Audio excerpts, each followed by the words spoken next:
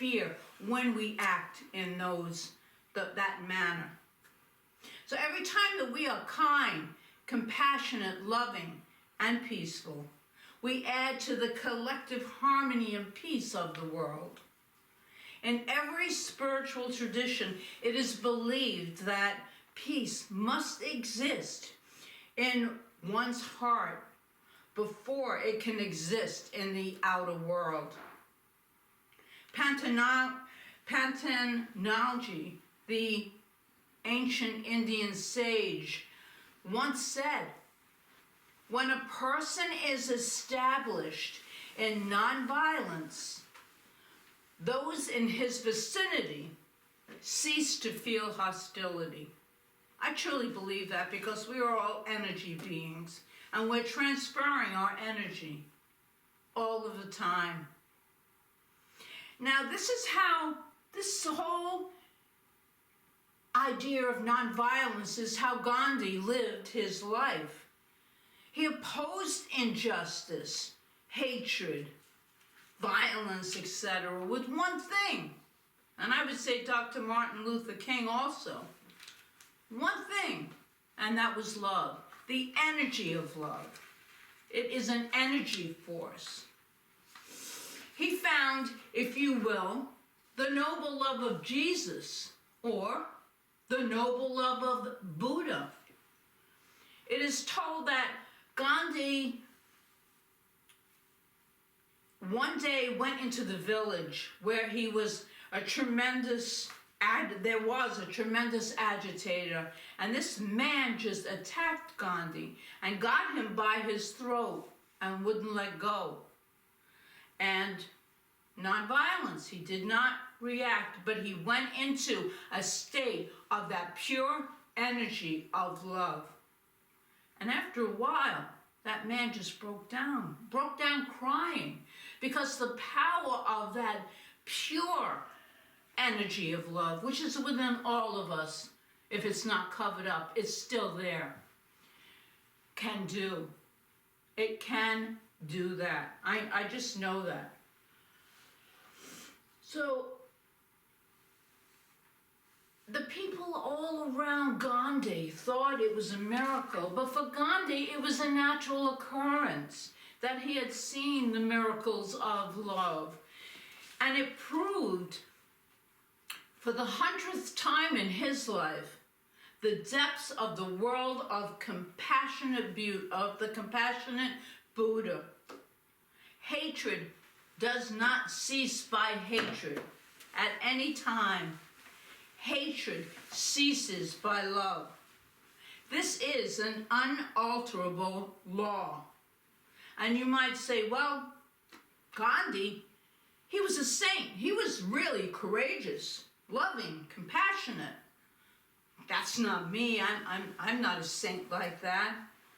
Well, guess what? Neither was he in the beginning of his life. As a boy and a young man, he was shy and he did not want to go out into the world at all, not even to school. He was very fearful. And he would come home. He did go to school, but he would come home with his books and his lessons from school, and my God, don't let anyone speak to me on the way, because then I would have to talk to them. He was extremely fearful. And perhaps these fears made him a domineering, sometimes petulant husband. He believed it was his right to impose his will upon his wife. His wife objected to his unilateral approach, and whereupon Gandhi became even more dominant about imposing his will on her. She had an intuitive grasp of the properties of nonviolent love. And during those tumultuous years of domestic strife, she proved to be Gandhi's equal. Her attitude absolutely transformed his relationship with her. And the process revealed to him the beauty and the power of nonviolent resistance, of nonviolent love.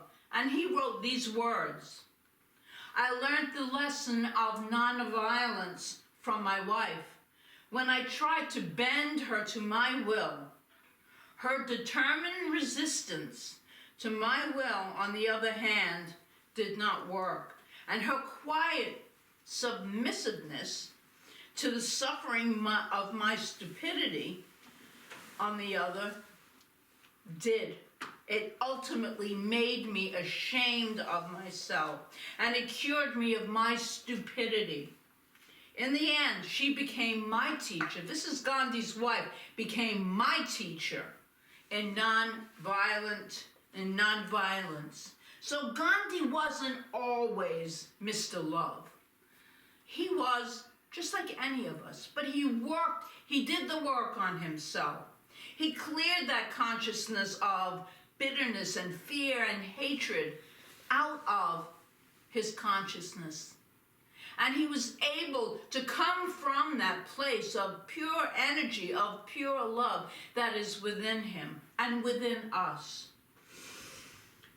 He transformed himself. And that's the essence of today's message. And it's needed so much in this world. He transformed himself. Only we can do the work on ourselves.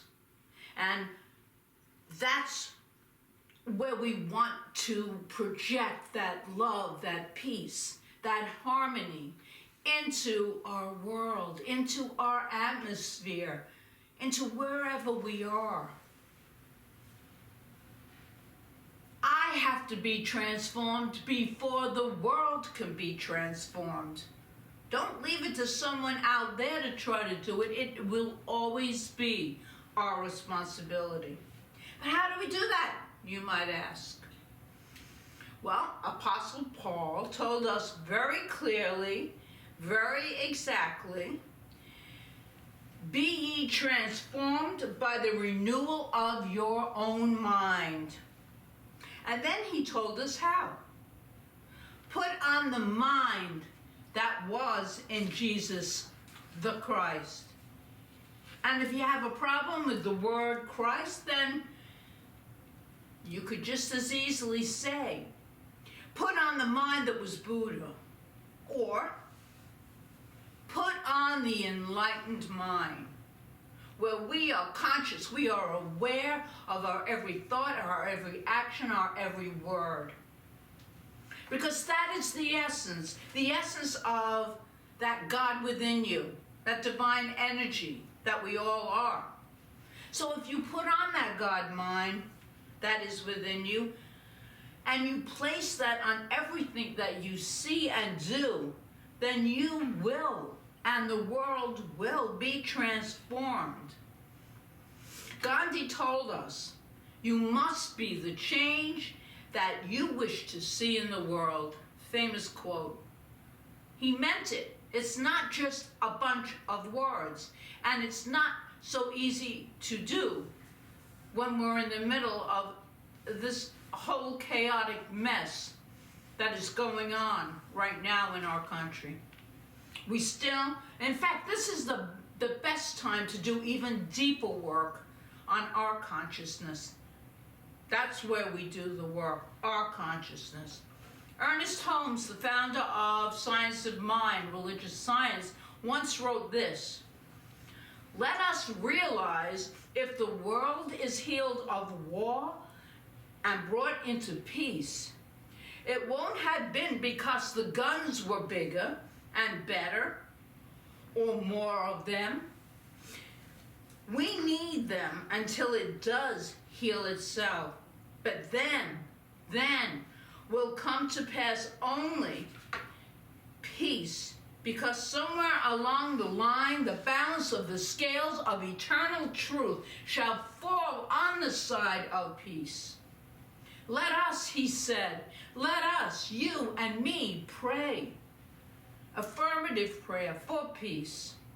And let us make our hearts fit to accept it when it comes. And our will and are already ready, and our feelings are already ready to receive it. And he continues, and embrace it, receive it and embrace it. Let us, in the stillness of our own soul, go back to the ineffable presence which is peace, and proclaim it, even in the midst of confusion. That peace which is the power at the heart of God.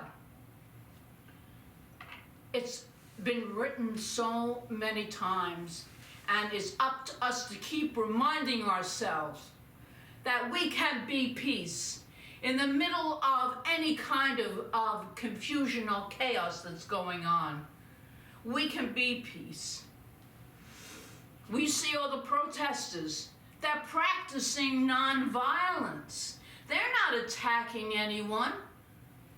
They are practicing nonviolence. And because of that, they're not all being shot at. They're not all being killed, as we've seen so tragically for a few of our people.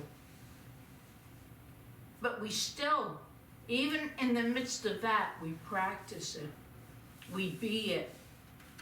Ours is not the task of fixing the entire world all at once. That's not our task. But of stretching out to mend that part of the world that is within our reach. And because we are all connected, believe it or not, it's the truth, that peace within us will spread out. It'll spread out to our community, and then that ripples out into the world. Any small, calm thing that one soul can do to help another, to assist some portion of this suffering world, will help immensely. Just remember that you're not helpless. You can never be helpless if you are in body and you are in this world. You have power. You have tremendous power. Remember what Margaret Mead once said. Never doubt that a small group of committed people can change the world. Indeed, it is the only thing that ever has. It is the only thing that ever has. So that's the power that is contained within each and every one of us when our awareness is awakened and we do that deep clearing out. So I have a prayer that I want to end this little talk with you. And it's for the Gandhi King season of nonviolence. So if you will, I ask you to join me in this. Infinite Spirit, I call upon your power, wisdom, and compassion. The power that calls the universe into form. The wisdom that brings forth order and balance. The compassion that establishes healing, justice, and beloved community. Make me aware of my own prejudices. Shine a light upon any forms of violence in thought, word, or deed in which I am embracing. Grow in the seeds of nonviolence. Teach me the ways of peacemaking. Show me daily how I can do my part to fulfill humanity's dream of peace on earth. Through the growing practice of nonviolence, I stand firm in my belief that it is truly possible for all people to live in freedom, in justice, and plenty. I pray for divine direction. I commit to doing my part.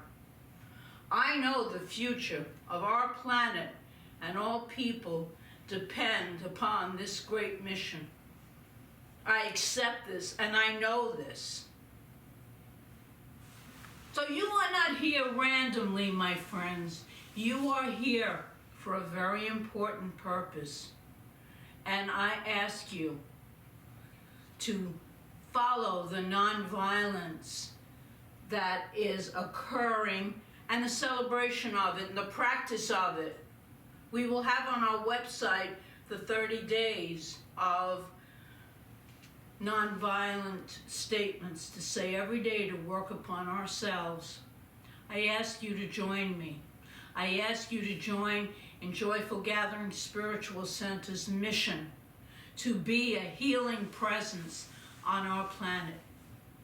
And I wish you well, and I send each and every one of you my deep love. Thank you.